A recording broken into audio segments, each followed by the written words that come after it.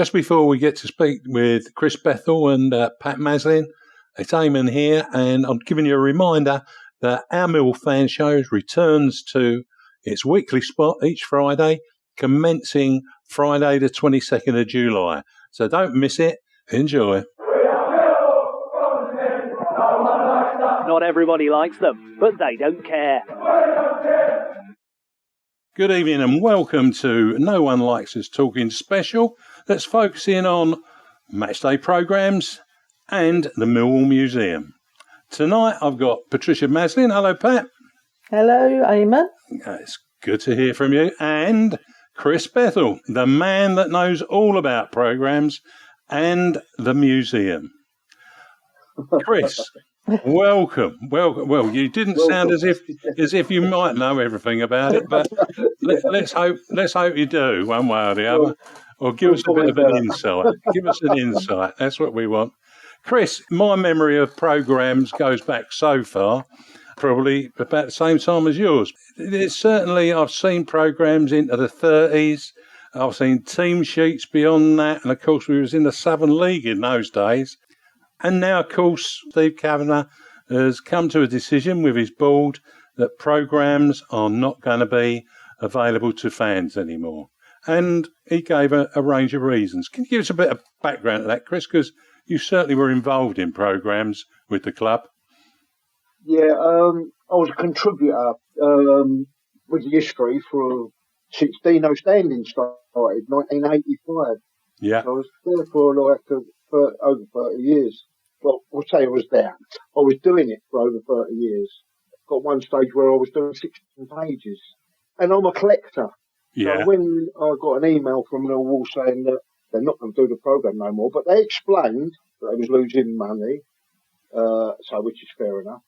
But what I couldn't work out was they're losing money, yet the first Millwall programme in 1891. Right. So we're looking at my maths is bad, but let's say 131 years ago. Yeah. I have that programme. Whether there's an earlier one, I'd like someone to tell me, because then we would know. But I've got the Millwall versus Uxbridge in 1891. Wow. They played an FA Cup game the week before, and I'm presuming that Millwall produced the first one for that FA Cup. Yeah. I don't know. It was against a military or something, full farming military. I'd have to research to find out. Anyway, 1891, it was a card. It was the team lineups. Yeah. On the back was the Islanders public house where we were founded. Was the advert on the back, and a poem by JWR, and it was about Herbert Banks, who was Millwall centre forward and he played for England. So I presume there was more programmes if there was a poem on the front. He would have probably wrote a different poem for each player on the front of this card. I presume it was a man who wrote it, because I don't think ladies was allowed pens in them days, was they? 1891. They was putting crosses on clean ballot sheets or something. Well, I'm looking at a bit of history here, and I think they were banned from using pens, so it must have been a man.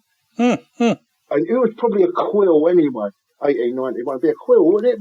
Was no ballpoint pens then, was there? No ballpoint pens, quills. So it must have been a quill. Now, I don't know. So I presume JWR was a man, and he wrote poems for about 5 years. So it started off as a card, then it went to a sheet of paper, a small sheet of paper, about A5 size, which had the team lineups, and it had the fixtures on the back. Ooh. So it started to improve. It became a 4-pager, I would presume, in 19... correct. The goalkeeper, Obed Cahill, who played for Millwall in goal, played for London and Middlesex, would have played for England, but he got injured and had to pack up football. He came up with the idea to be the first Millwall programme editor. Right. Well, he was the first Millwall programme editor. I was the Millwall goalkeeper who got injured, couldn't do anything else. And it was called the Cahill Correct Card. So the Cahill Correct Card was the first programme, because although it was a sheet either side. It folded into 6 little square boxes. So the 6 little square boxes had something on. So the front was the Nelson pub. Yeah. With the match, whoever they were playing. And then when you unfolded it, it had the team lineups inside on another page. Then it had the fixtures. Then it had a little bit of a write-up. They fetch about £400 now. K-Bill correct cards. Goodness. And that run right up until just before we left the Isle of Dogs to about 1909. 1909, the last season now, they went to like an A4, a bigger sheet, 4 pages, and it had the lion resting in the goal mouth with the player with the ball under his arm and the goal. That's when and they'd done that to about the 1920s, and then it went to just the lion with his foot on the ball. Right. But the foot on the ball was missing. The lion only had 3 legs. So for that season, there was a 3-legged lion. And then the next season, I think about 1932, they put the other leg in. Fair enough. Up until the Second World War. Now what I'm saying is we had 2 world wars, we produced a programme. In 1891, we produced a programme. 2022, we can't produce a programme. No. A hard copy, that is. Yeah. You can download it, but there's collectors. They want a hard copy. Yeah, there are collectors. Yeah. So we the fans got together. We're going to do a hard copy. Mostly it was the collectors. I've been collecting for 40 years, and I know nearly all the collectors. And there's lots of Millwall. Millwall Collections is probably one of a programme dealer would rather have a Millwall collection than a Man United collection. Wow. There's more money in a Millwall collection than there's because Man United produced so many programmes, whereas Millwall didn't. And if you go back to them early days, like I say, £400. I mean, there's a picture card went yesterday, Millwall picture card, £280 for a picture card. Yeah. And the player on it didn't even play for Millwall. It's a Millwall picture card. Jenkins never played Millwall. What happens is they made a mistake. He should have played for Woolwich Arsenal, but they put Millwall on it. It's got £280. So anything collectible with Millwall, no matter what it is, a pennant, a picture card, a programme, it's worth money. So this programme is the first fans Millwall programme. So it's going to be rare. It's going to be a collector's item. It is. Chris, can I stop you there a minute? Pat, what did it feel to you when you found out that the programmes were no longer going to be produced by the club? Well, to be honest, I mean, no supporter wants their club to lose money. And if Millwall are losing money, I think every fan can understand that. I must admit, I've not bought programmes for about the last 5 years. I think they're too expensive. But I do understand why people want a programme. It's not just collectors. It's like part of the history of the game you've been to. You go home with a booklet that is part of your day. And like when I'm sorting my old programmes out from the old First Division, I mean, it's memories, isn't it? And as Chris said, it's unreplaceable. You can't put it all online because eventually that's just going to disappear into the ether. Eventually you're going to lose all that information. You're going to lose all those memories. And and that's why I'm keen to sort of help in this, because I do understand that people need a hard copy programme. And we've had some really good feedback, not just from like Millwall supporters. I've had the liaison officer from Ipswich online this afternoon. She wants programmes for the Ipswich friendly. I've had the Ipswich Programme Collectors Club online. They're asking for them. So there is that demand out there. But we're new to this, so we've got to tread cautiously. And as Chris said, this first one is going to be a collector's item because there's only going to be about 500 of them. After that, right. So you've commandeered Patricia to your team then. What's that all about? Well, Patricia's our designer. It's quite good. Quite good. She's learning and teaching me, because they came to my house. We sat down and we went through it. Obviously, had a little program meeting at the house. And so I'm learning, because I've never ever put a program together. I don't know if Patricia has. I don't think she has. No. But we've got an expert with us as well that's helping us. Good. Hello? Yeah, you're still there? Yeah. Right. And who will remain anonymous, the people that's helping us, because we've got an ex-Millwall player doing a piece in now. You have to buy the program to find out who it is. Which is if you're going to do it, that's how to do it. We've got a well-known and who was on all the fanzines writing, who's going to be writing for us. We've got lots of pictures, fans. We asked for some photos from fans. We've got over 40. That's unbelievable. Good. Yeah. So that would see us right up to Christmas. Photos of fans. And can I just add to that? I mean, a big shout out to Barry, the printer from Bazza Print Solutions down in Erith. He's done us a really good mates rates, and that's why we can sell it for £1.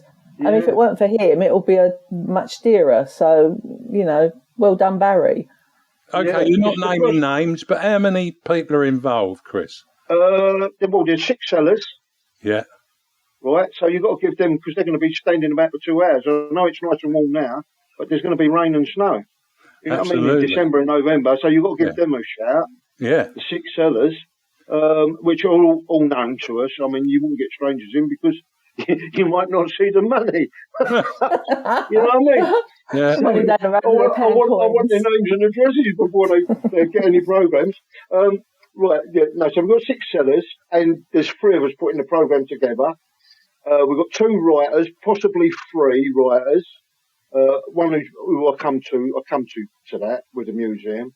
It's Dave Sullivan, who's works for the museum. Yeah. So he's going to be writing as well, but we've got 2 other writers. So there's 3. We've got a bit of editorial. Other than that, it's the 3 of us and the other person. 11 of us. 11. The printer as well. That's 12 of us. Yeah. Yeah. I forgot about Bazza.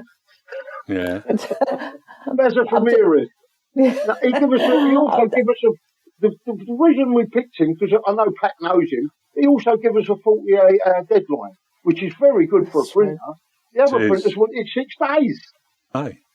I've noticed there's been some stuff out there asking for people to get anything that they want to be put into the programme.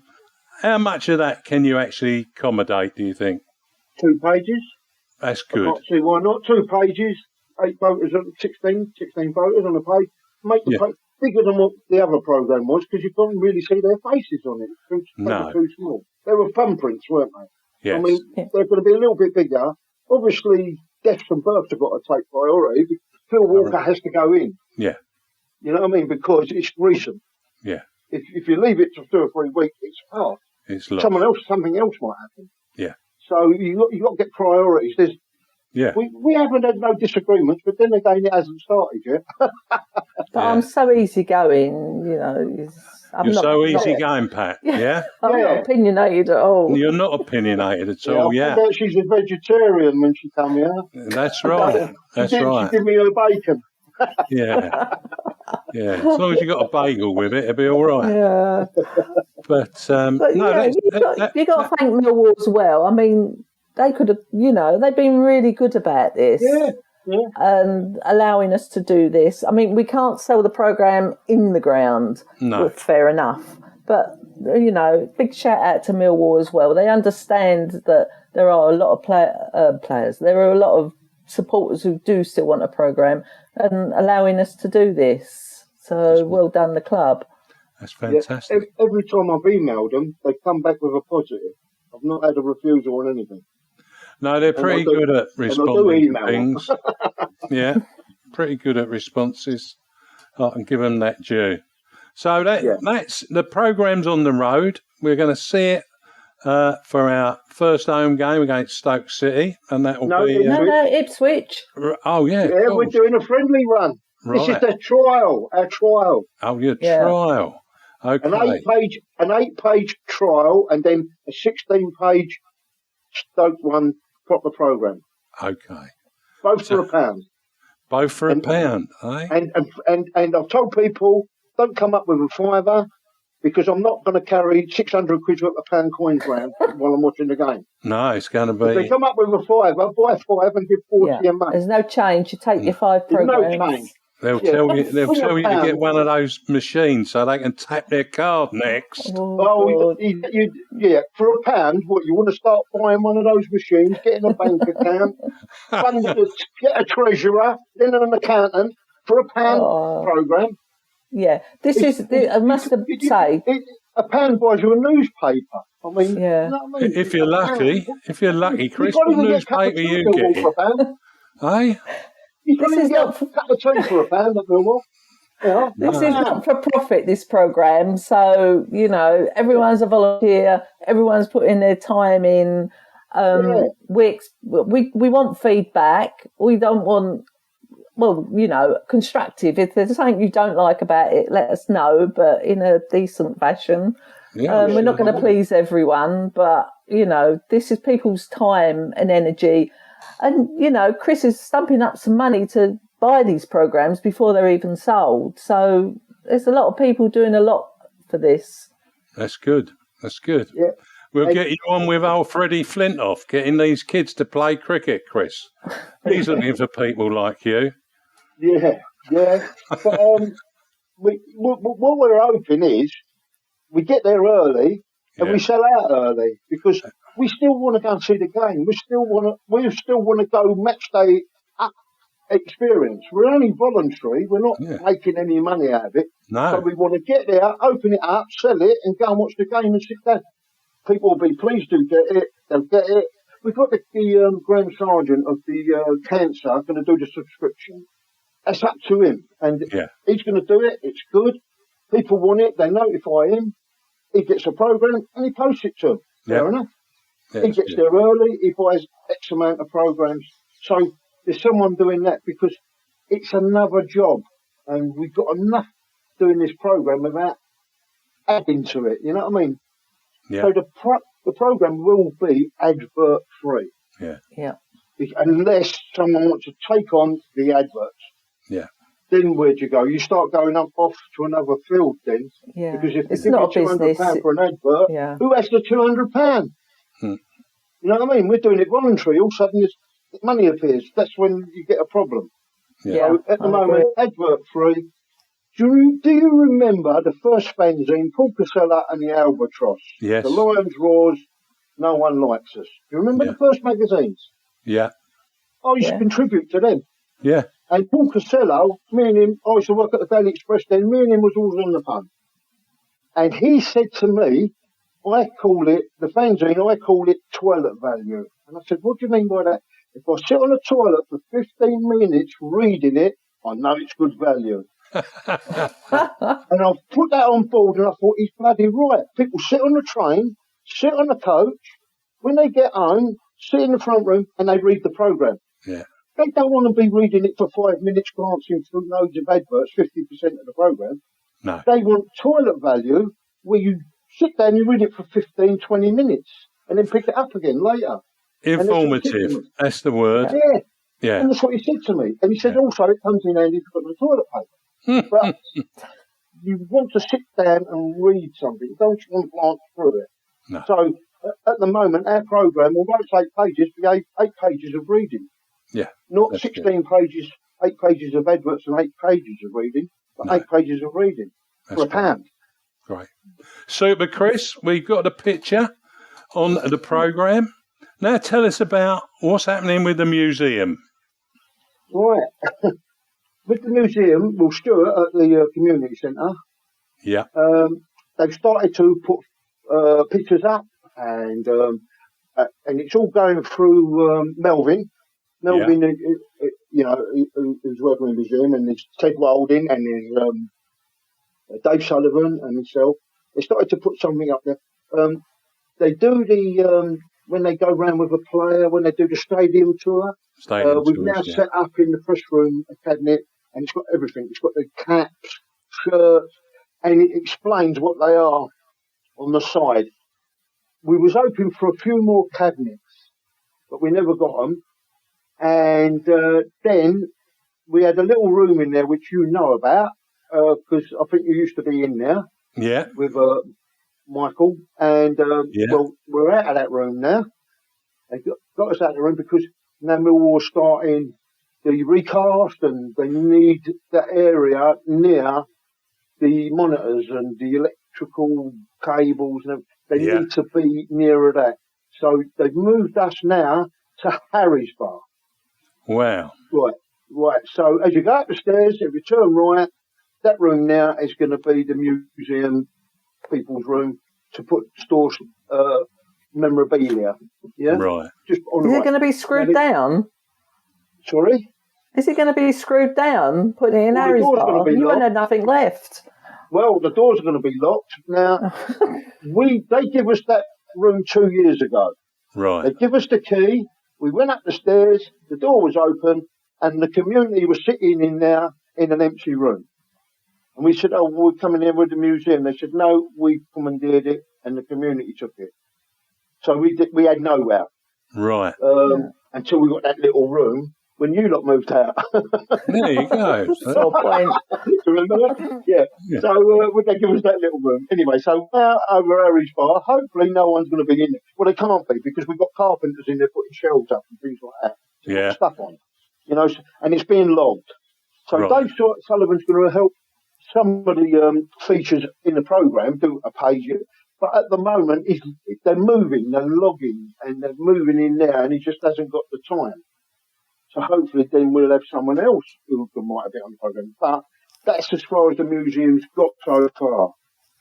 Right. They're now moved into to Harry's Bar.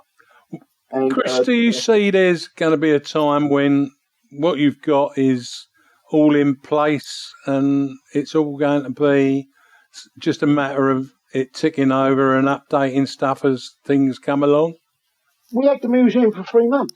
Yeah. We had 3,000 people go to it. Yeah. At the Cummings Museum, where the Cummings Museum on Walworth Road, we took that over. They turned around and said it was the best show they've ever had. Yeah. We had newspaper, we had a bit of television, and no directors turned up.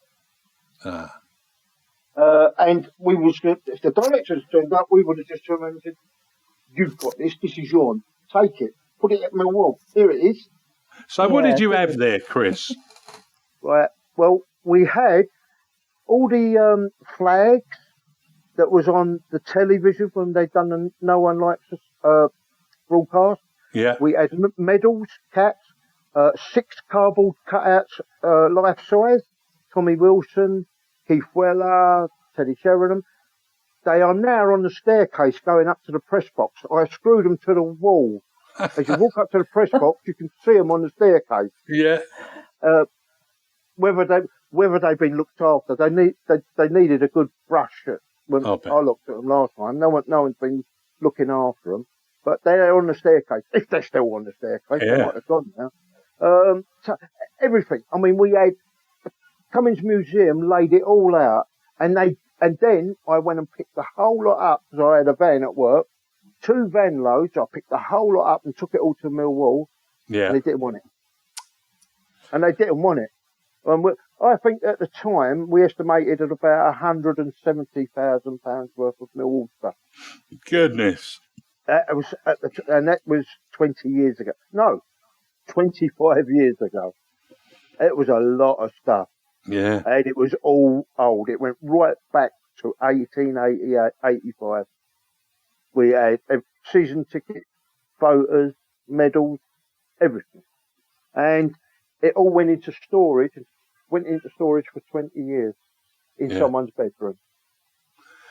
Well, I'm glad they looked after it in the bedroom. That's the only thing we can say, really. Yeah. We've got it back now, and it's going to go in that room in Harry's Bar. Yeah. Like Pat said, hope it's screwed down. Yeah. Will we be able to see it match days, Chris? No. Because it's not up. No, it's all on still shelves. Stores and shelves. I mean, you can go into kitchens now, but there's no photo of Kitchener. No. It's all in a cupboard. Crazy. His wife come to his birthday, because she comes every year, and asked me, where's the photos of Barry? Yeah. I had to go and get someone, and they said, they're in the cupboard. So I had to take her to the front door of the entrance into Millwall, and she had her photo done because there's a picture of Barry on the door as you go in the entrance. Yeah. And that was it. Sad. That was it. So we'll have to get you back, Chris, when progress with the museum takes hold, and so you can project what's going to happen and where's it all going to be. I know there's lots of things going on, because if the approval goes through for what they want to do at the Den, that'll bring more change. And of course, programme, we'll see how that goes, and we'll want you back for that. And of course, we'll advertise your programme every week on our Millwall Fan Show, and we'll be delighted to do that. So, Why then I know if there's a Dockers Day. You may know if there's a Dockers Day, because that would be well received too. That'd be wonderful. Yeah. So when we go, I'll pop into the office and see if we can have a chat about Dockers Day. Yeah. If we can get a date, and you know, and I can't see why not. It was only because of COVID that we cancelled it the week before. The week before Dockers Day was Bristol City. I went to the game before. The next game, Bristol City, cancelled. Tell everyone. I've got 250 T-shirts in my loft. Yeah. Well, the wrong date on. Yeah. But postponed right across it. Yeah. I think that was like the Community Trust and that do with Kaz and Sheringham, wasn't it? Same story. Yeah. Those were the tough things out of COVID. Look, Chris, lovely to speak to you again. Pat, we'll have you back on the show soon, so we look forward to that. And I wish you all the best from the No One Likes Us Talking team with your endeavours. I look forward to being able to go around and see all this gear, and I look forward to my first programme too. Thanks very much, the pair of you. No problem. And make sure you've got a pound. Don't come up with a $5. Yeah, I'll do that. No, what I'll do is come up. Is it all right I come up with 100 pennies? Will you take that? No. Oh, blimey. Pat will. Yeah. I won't. Yeah. You're holding the money. I'm giving them out. I'm gonna book mine because I'm gonna be away for the first games. I'm gonna get Pat to look after mine. These will be on eBay. These will be on eBay the following week for like 20 quid. Yeah. So get in early. You look after my ones for a few weeks until I'm back. All right. Thanks now. All the best. Take care. Bye. Bye. Just before we go, as a reminder from Pat Maslin, to anyone wanting to join Millwall past and present sponsorship team, they now have 4 players sponsored: Cooper, Hutch, Fleming and Wallace, and also our manager Gary Rowett. They have a free raffle of 42 prizes in July and a smaller one in December. July prizes include 7 framed signed shirts, and these do really look good. And there's 5 lots of 2 tickets for people to attend an open training session at the Den, followed by lunch with the team, plus lots of other Millwall related items. You can PM Pat Maslin if you would like to join at a cost of £43 for this season, and that's for the Millwall past and present sponsorship team on Facebook. She's looking for just for a few more.